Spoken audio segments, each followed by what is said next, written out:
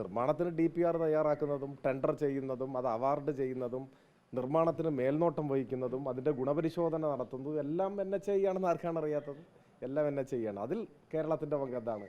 Water അതോറിറ്റിയുടെ pipe ഉണ്ടെങ്കിൽ മാറ്റി കൊടുക്കുക, ഇലക്ട്രിസിറ്റി ലൈൻ പോകുന്നുണ്ടെങ്കിൽ പോസ്റ്റ് മാറ്റി കൊടുക്കുക, നിർമ്മാണത്തിന് തടസ്സമായി മരം നിൽക്കുന്നുണ്ടെങ്കിൽ അത് മുറിച്ചു. ഇത് മാത്രമല്ലേ ഉള്ളൂ. ഇതാണ് സ്ഥിതി. അപ്പോൾ ഇതാണ് വസ്തുത എന്നിരിക്കെ മറിച്ചൊരു പ്രചരണം നടത്താൻ അവർ ശ്രമിച്ചു.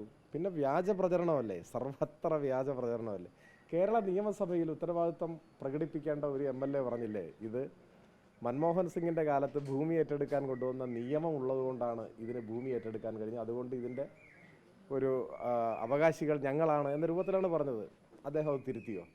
അതേ സഭയിൽ വ്യവസായ മന്ത്രി ആ നിയമം ഉദ്ധരിച്ചില്ലേ? ആ നിയമം ഉണ്ടാക്കിയ കമ്മിറ്റിയിലുള്ള ആളായിരുന്നു വ്യവസായ മന്ത്രി. ദേശീയപാത നിർമ്മാണത്തിന് ഭൂമി ഏറ്റെടുക്കുന്നത് ഈ നിയമപ്രകാരം സാധിക്കില്ല, അല്ലെങ്കിൽ ഈ നിയമത്തെ അതിൽ നിന്ന് ഒഴിവാക്കിയെന്ന് അതിൽ തന്നെ വ്യവസ്ഥയുണ്ട്. എന്നിട്ടും ആ കള്ളം പറഞ്ഞില്ലേ? കള്ളം ഇങ്ങനെ പറഞ്ഞുകൊണ്ടേയിരിക്കുകയാണ്. ഇപ്പോൾ ദേശീയപാത വികസനം തടസ്സപ്പെടണമെന്നാണ് UDF ആഗ്രഹിക്കുന്നത്. അതൊരു അന്യായമായ ആഗ്രഹമാണ്. ജനങ്ങളത് ആഗ്രഹിക്കുന്നില്ല. ജനങ്ങൾ എവിടെയെങ്കിലും കേടുപാട് പറ്റിയാൽ അതെല്ലാം പരിഹരിച്ച് എത്രയും വേഗം പൂർത്തിയായി സുഗമമായ ഗതാഗതം വരണം. അതാണ് ജനങ്ങളുടെ ആഗ്രഹം, LDFൻ്റെ ആഗ്രഹം. അതിനെ തടസ്സപ്പെടുത്താനുള്ള നീക്കങ്ങൾ സ്വാഭാവികമായും പൊതുമരാമത്ത് മന്ത്രിയെ പ്രതിഷേധിക്കേണ്ട സ്ഥിതിയിലേക്ക് എത്തിച്ചിട്ടുണ്ടാവും. ആ നിലയിൽ പൊതുമരാമത്ത് മന്ത്രി ഈ വിഷയത്തെ, അദ്ദേഹം വെച്ച പ്രയോഗങ്ങളെക്കുറിച്ച് എനിക്കറിയില്ല, അദ്ദേഹം നടത്തിയിട്ടുള്ള പ്രതികരണം ഈ പണി സുഗമമായി നടന്ന് പൂർത്തിയായി ജനങ്ങൾക്കതിൻ്റെ ഗുണഫലം ലഭിക്കണം എന്ന ആഗ്രഹത്തിൻ്റെ പ്രതിഫലനമാണ്. കേരളത്തിലെ ജനങ്ങളുടെ ശബ്ദമാണ് പൊതുമരാമത്ത് വകുപ്പ് മന്ത്രിയിലൂടെ പുറത്തു വന്നത് എന്ന് വേണം കാണാൻ. പെൻഷൻ കുടിശ്ശികയുമായി ബന്ധപ്പെട്ട് ഇപ്പോൾ UDFനെതിരെ LDF പറഞ്ഞുകൊണ്ടിരിക്കുന്ന ഒരു കാര്യം 18 മാസത്തെ കുടിശ്ശിക UDF വരുത്തി എന്നുള്ളതാണ്. അതിന് ഇപ്പോൾ UDF നൽകുന്ന മറുപടി, താങ്കൾ പണ്ട് തൃപ്പൂണിത്തുറ അംഗമായിരിക്കെ നൽകിയ നിയമസഭയിലെ മറുപടി 3 മാസത്തെ കുടിശ്ശിക മാത്രമാണ് ഉള്ളതെന്ന് ധനമന്ത്രി താങ്കൾക്ക് മറുപടി നൽകിയത് ചൂണ്ടിക്കാണിച്ചാണ് UDF. അല്ലല്ല, അത് ശരിയായി വായിച്ചാൽ മതി. അതിൻ്റെ വിശദാംശം വേണമെങ്കിൽ വീണ്ടും പരിശോധിക്കുകയും ചെയ്യണം. എല്ലാം എന്താ ഇതിൻ്റെ പ്രശ്നം, ചില ആളുകൾക്കൊന്നും വായിച്ചിട്ട് മനസ്സിലാവുന്നില്ല. ചില ആളുകൾ മനസ്സിലാക്കില്ല എന്ന് ആദ്യം പ്രതിജ്ഞ എടുത്തിട്ടാണ് വായിക്കാൻ നോക്കുന്നത്.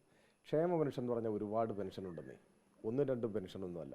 വാർദ്ധക്യകാല പെൻഷൻ, കർഷക തൊഴിലാളി പെൻഷൻ, അഗതി പെൻഷൻ, അനാഥ പെൻഷൻ, വിധവാ പെൻഷൻ, വികലാംഗ പെൻഷൻ, ഇങ്ങനെ 100 കൂട്ടം പെൻഷനാണ്. അതിൽ ഏതെങ്കിലും ഒന്ന് ചിലപ്പോൾ 6 മാസമായിരിക്കും തടസ്സമായിട്ടുണ്ടാവുക. എന്നാൽ ഗണ്യമായ ജനങ്ങൾ വാങ്ങുന്ന പെൻഷൻ ഇതിൽ 2-3 പെൻഷനാണ്.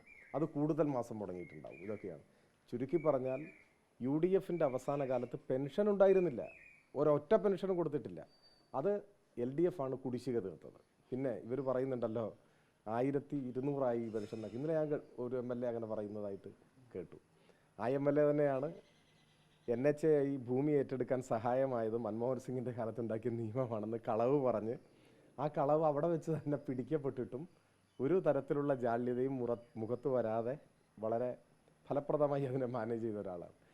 ഏത് പെൻഷനാണ് 1200 ഉണ്ടായത്? നിങ്ങൾ നോക്കണം. കേന്ദ്ര സർക്കാരിൻ്റെ വിഹിതം എന്ന് പറയുന്നത് ശരാശരി 200 രൂപയ്ക്കാണ് ചില പെൻഷൻ.